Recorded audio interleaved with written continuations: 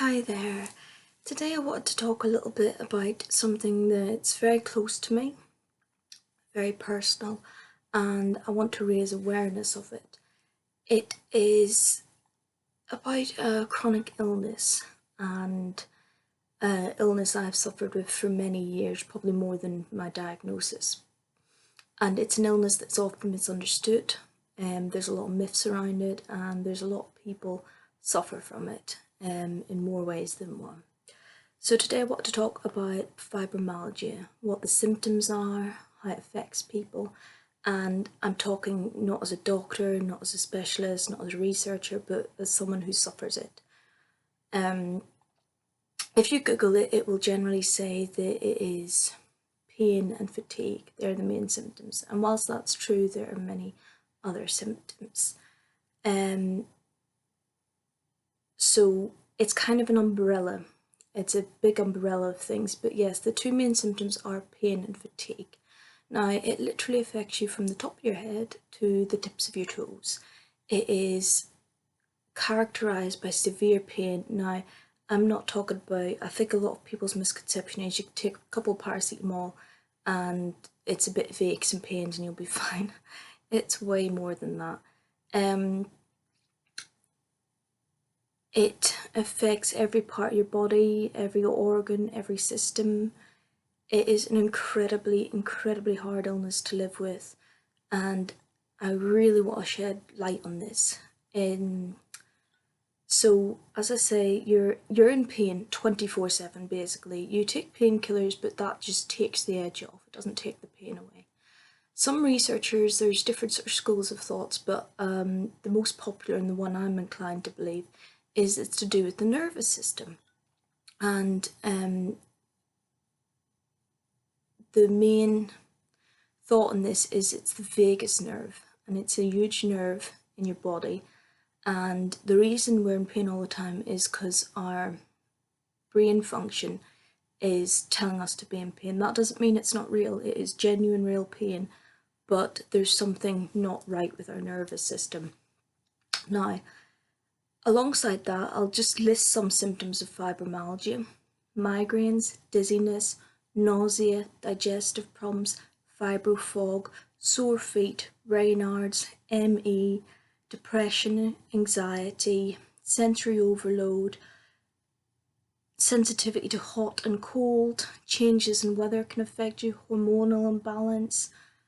The list goes on, and just like with any chronic illness, there's different levels of it. For example, someone with diabetes may not have it the same as someone else with diabetes. You know, they might be able to control a bit more of their insulin, whereas someone else will need a lot more and struggle a lot more. Same goes with fibromyalgia. Some people can cope with it a bit better. Maybe they don't have every symptom and they have flare-ups. Other people have it constantly, and some people are bedbound by it. I sadly am on the extreme end of things. I am not able to work. My last job, I was a teacher and I worked at Stork Estate, but I just couldn't do the work. I dropped from working 5 days a week to 2 days a week, and even then I had to call in sick. The main point of this illness is it's very unpredictable.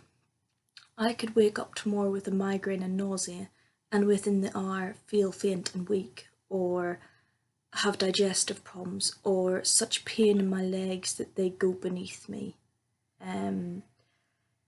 It's an illness I wouldn't wish upon my worst enemy, and oftentimes the worst part of it is the isolation. You do lose friends when you have this illness. Now, if you ask anyone and say, oh, would you stop being friends with someone who's got an illness, they'd say, oh, that's awful, no, I wouldn't do it. But the sad truth is they do. People will stop being your friend because you're not the person that you were, and you may have to cancel things at last minute and stuff, but that's the illness, that's not you. And actually, in my experience, I've not done that much, but I've still lost friends, so it's a bit baffling. And it's a very hard illness to deal with, and most people cannot understand. A lot of people lack empathy towards you. It is extremely difficult.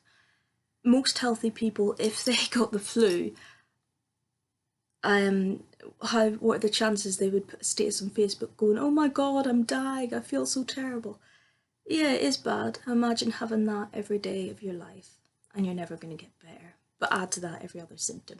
And then add to that seeing many specialists. Add to that seeing going to hospital so many times. Add to that the depression and anxiety, and the list goes on. So generally I'm lucky I've got a good support, but I'm on a lot of support groups online, and then I've met people in person with fibromyalgia, and the thing they often say is lack of empathy people have. You know, people presume they could cope with it better, and it's strange because if I was in a wheelchair, I would somehow get more sympathy. Yet someone in a wheelchair could possibly work more than me, is possibly not in pain, is possibly not on the 20 different tablets I'm on. I am on so many tablets just to keep me functioning. It is a very, very hard thing to live with, and it's also, people presume they're suddenly doctors. They'll say things to you like, well, have you tried exercise? Have you tried green tea? Have you tried yoga? If you just did this, if you just did that. And it's frustrating because you're thinking, well, you know, I live with this. Do you not think I've tried everything? Do you not think that if there was a way out of this disease, I would do it? I'm aware some people just want to help, and that's fair enough. There's a way to say things. I've had friends suggest things, I don't mind that, but when people tell me to do something, as in you just need to exercise, and they've got no concept of it, that's just ridiculous. Exercise can actually make it worse. A little bit of exercise is okay when you're able to, but I've been on a half an hour walk, maybe even less, and then I've been in bed for 2 days afterwards because it just wore me out. That's another major thing with fibromyalgia, is the smallest of things wear you out. You could have a shower and that would be your accomplishment for the day. It just takes so much out of you, because your body's fighting this illness every day. It's unpredictable. I feel okay at the minute. I mean, I'm in pain and stuff, but the next hour I could be throwing up, or I could be bedbound, or I could have paralysis in my legs. So looking at me, you wouldn't say she's disabled, but I am. And it's sad because just because someone's not in a wheelchair doesn't mean they're not disabled. Invisible illness is such a hard thing to live with because people are so clueless. And ignorance is okay. I don't expect everyone to know what fibromyalgia is, but presuming you know what it is when you hear of it and judging it, that is wrong. That is so very wrong. At the minute I am seeing 3 specialists because as a sort of onset of having fibromyalgia, I have other problems. So I have major digestive issue problems. The minute I've got a hernia and I've got gallstones, so I'm seeing someone about that, with very likely chance of needing major surgery, and I'm only in my 20s.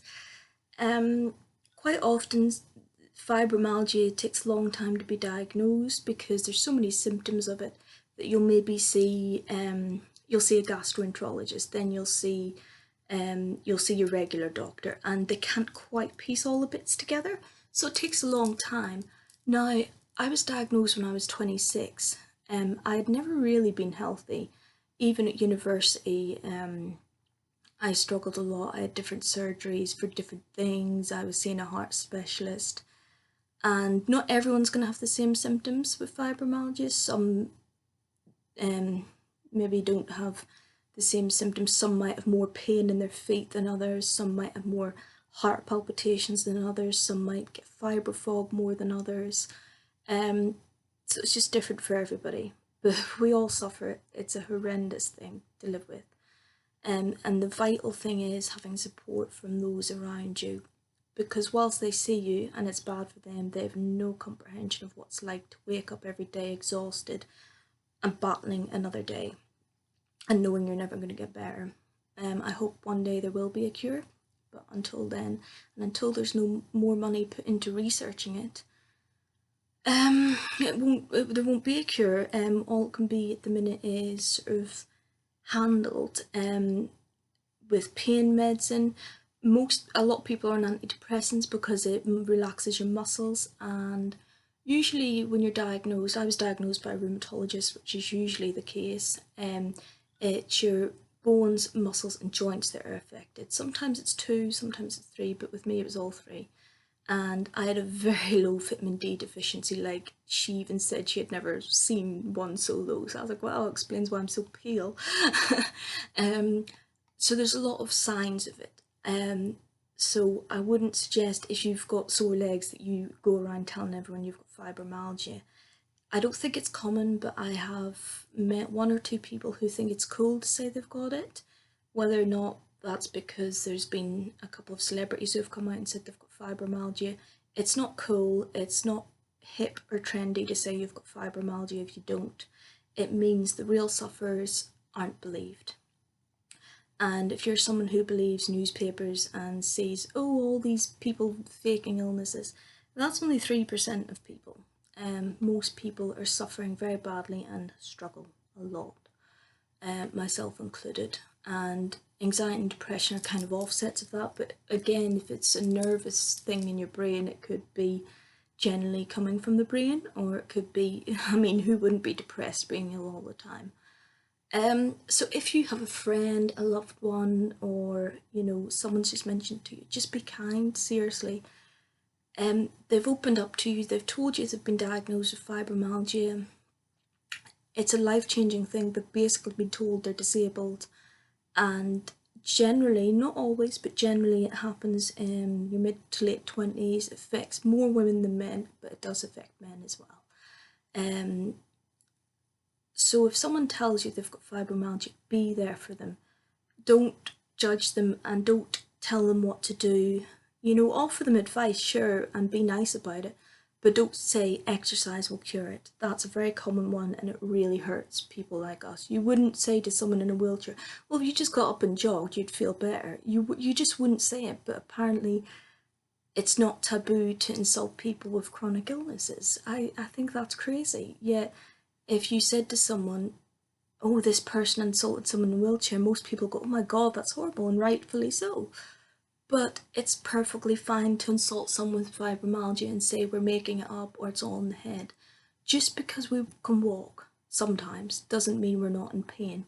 I have actually deliberately not parked in disabled bays, even though I'm entitled to, because I don't want some nasty note on my windscreen saying I'm not disabled. I've heard of people having this. They've parked in disabled bays, and each step is literally like walking over hot coals. And they've come back to a note on the windscreen saying, you weren't in a wheelchair, why are you parking in the disabled bay? And stress will flare up your fibromyalgia, so you've got to try and keep as calm as possible. Like other illnesses, stress and worry can make it worse. Temperature, so if it's really freezing, your bones will really stiffen and really be affected. If it's too hot, you can be affected. There's so many things. I'm only giving a brief overview. It's a very isolating illness. It's a very hard illness to live with, and so many people are misunderstood, and so many people think they know better than you who lives with it. It's really good if you get an understanding doctor. I'm lucky I've got a very good doctor, because at the end of the day you're going to be seeing them a lot, with changes of tablets, trying to find a tablet that works for you, or tablets I should say. Most people I've noticed who are the type to criticise you are the same people who, if they have something minor like a headache or a cold, they will write 5 statuses about it on Facebook saying they're dying or something, and they get all the sympathy in the world, and then they turn around to someone with fibromyalgia and say, oh, you just need to exercise. They couldn't cope with what we have to cope with every day, and I'm sorry if I sound blunt or rude, but I've met a lot of people through this illness, and you kind of get a sense of who's nice and who's not. And how judgmental someone can be, and there is a lot of judgment. So just if someone tells you they've got fibromyalgia, be there for them. If you're not sure what it is, research, ask questions, but just be nice about it. don't patronise them, don't tell them exercise will cure them. It's an invisible illness, just like depression or, you know, something like that. You can't see it. Makes it very, very difficult. A lot of people can't work with it or can only work part-time. They struggle with money. They struggle with every part of their life because it affects you so much. I don't know tomorrow what way I'm going to be, so I can't make plans. I can't, ring my friend up after I filmed this and say, yeah, I'll meet you tomorrow at 1 o'clock for lunch, because I have no idea what way I'll be. I could be completely dead to the world from exhaustion. I could be throwing up. I could be faint. I could be having sensory overload. It's an indescribable illness. So I just wanted to raise awareness today about it, and a lot of my videos are, crystals and singing and book reviews. This one is a bit more personal, and it affects me every day. As I say, I was diagnosed when I was 26, but as far back as I was 14, I found a letter saying, we think this young woman has ME and fibromyalgia, but she's too young to be diagnosed. Then years later, at 26, I was diagnosed. I've now lived with it for many years, and a diagnosis does make it easier, but it's not the end of the road. So yeah, that's a bit about fibromyalgia, and just remember, invisible illnesses are real disabilities. A disability simply means you're not able to do what other people can do, and certainly fibromyalgia strips that away from you. If I have a shower and manage to film a video in one day, that's a productive day. Even doing my makeup has taken out of me a little bit. So yeah, just be very wary of what you say to someone with fibromyalgia. Be kind, be empathetic. You've no idea what it's like unless you've walked a mile in their shoes, and try and help them, be there for them and support them. It's hard enough trying to support yourself with money, with some people with children, trying to be well enough to face another day without judgment from others. So that's a bit about fibromyalgia. You can do your own research, but I find sometimes the internet can be more confusing. So this is a real perspective. It's a sporadic illness. It affects every muscle, every joint, every nerve, every organ. I don't think you could wish it upon your worst enemy, and I certainly wouldn't. But I cling on to the little positive bits of hope. So there we go. I hope that was informative. Maybe not the happiest of videos, but I hope it informed you. And if you've recently been diagnosed with fibromyalgia, and my heart goes out to you, I know how hard it is, especially in the beginning, how confusing it is, but there will be better days, and you've just got to cling on to them. Bye!